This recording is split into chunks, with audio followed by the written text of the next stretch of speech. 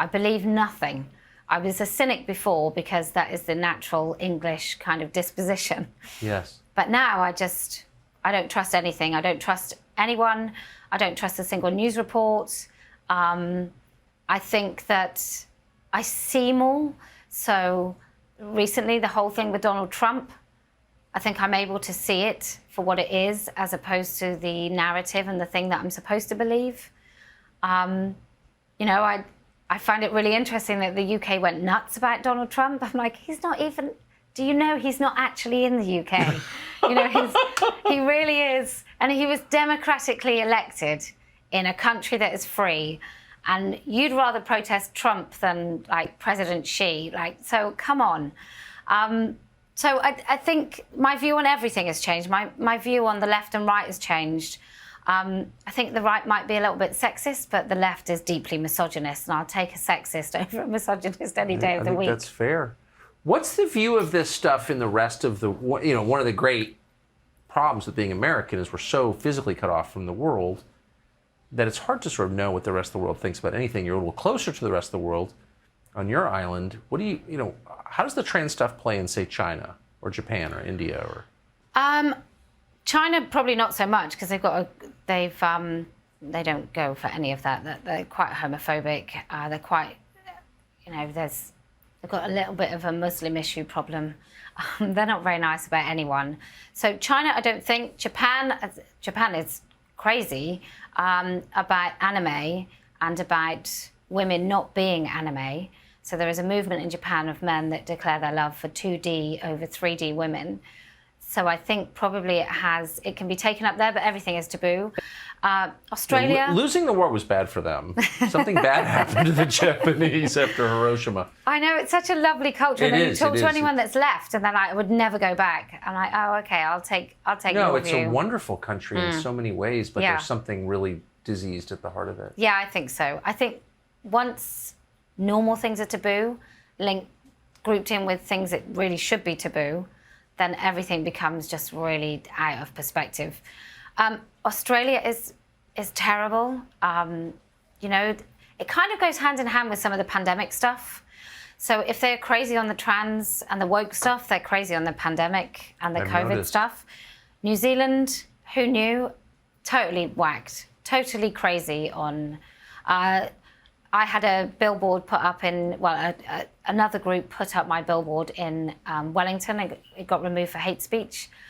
Canada, you can lose your kids. What did your billboard say? Oh, it says woman. Adult human female. Yeah. Noun, adult human female. It's a dictionary definition. And that was taken down for hate speech. Yeah. Quoting the dictionary. Yeah. Australia, they're criminalising women, including sort of university lecturers. They're being handed out of their positions. Germany, they've gone for self-ID, so it means you just have to fill in a form and say, I'm a woman. You're legally recognised as a woman. I think it's the same in France and in Spain.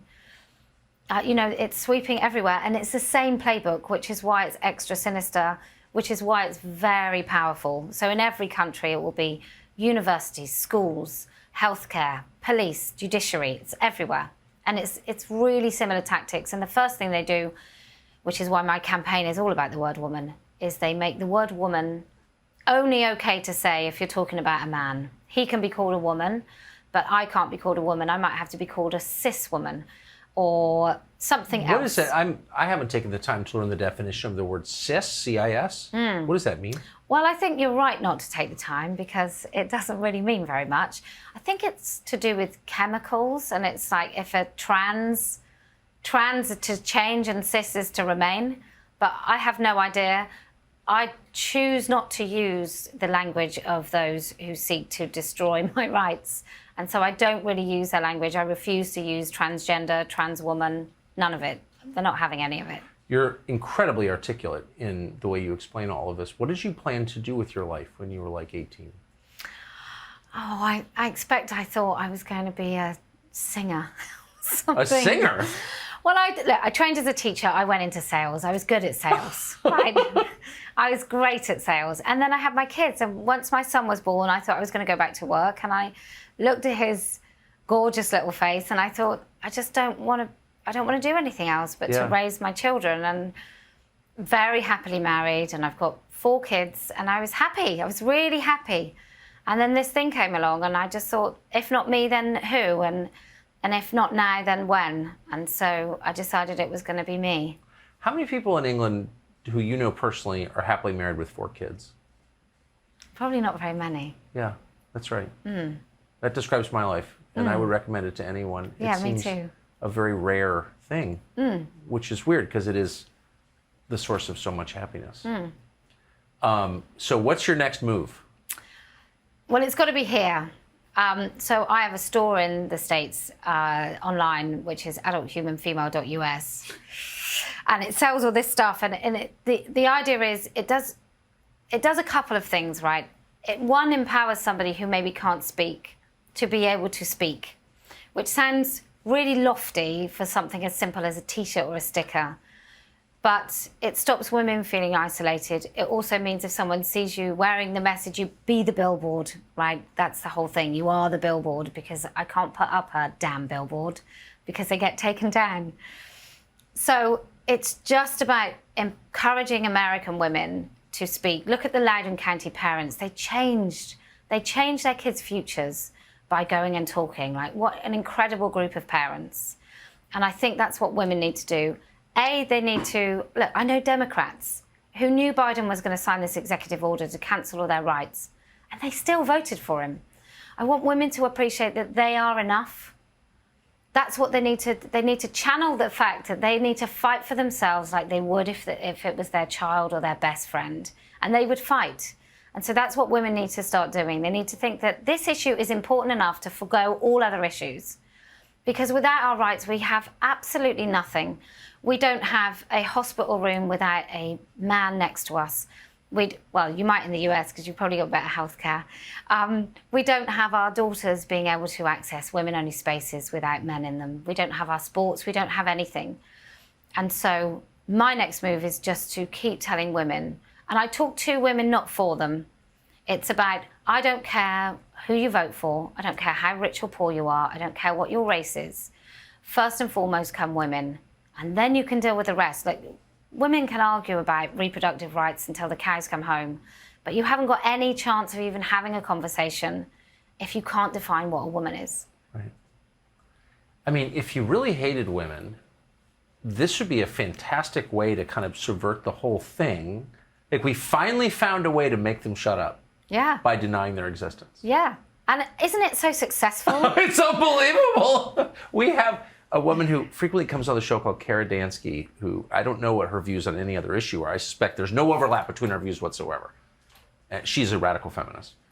But she is zeroed in on this fact. I don't know if you know who she is. I know her very well. Oh, you do? Okay. Yeah. I think she's wonderful, just speaking for myself, because she's like, she gets that. She gets that one thing. Like, they're trying to erase us. You know, I have 3 daughters. I actually love women just by my nature. So it's like, she focuses on that, and she's like a savage. So impressive. Yeah, well, look, it's a big fight. It's a really scary, it's like an immovable, it's like an invisible monster, right? You can't say what it is if you can't say what it is. You can't point at the monster if you're not allowed to label it. And at the moment, we're not allowed to label it. In the US, you can't say, like the Wee Spa incident where the man went in and sat in the hot tub or whatever with a mother and daughter. Nobody was allowed to say that was a pervy man, committing a criminal act of indecent exposure. I assume you have it here. But nobody's allowed to say that. We have to pretend that he's a brave and stunning woman who just wanted to share some space with a little girl for some reason. One great advantage that women have, especially as they get to middle age, is they can use the term pervy man with total self-confidence, knowing this world is just filled with pervy men. That's just like, women know that. Is that fair to say? Yeah, I think so. I think we've come across enough in our time I think you have. to understand. But it's sinister as hell that we can't say it. I think agree.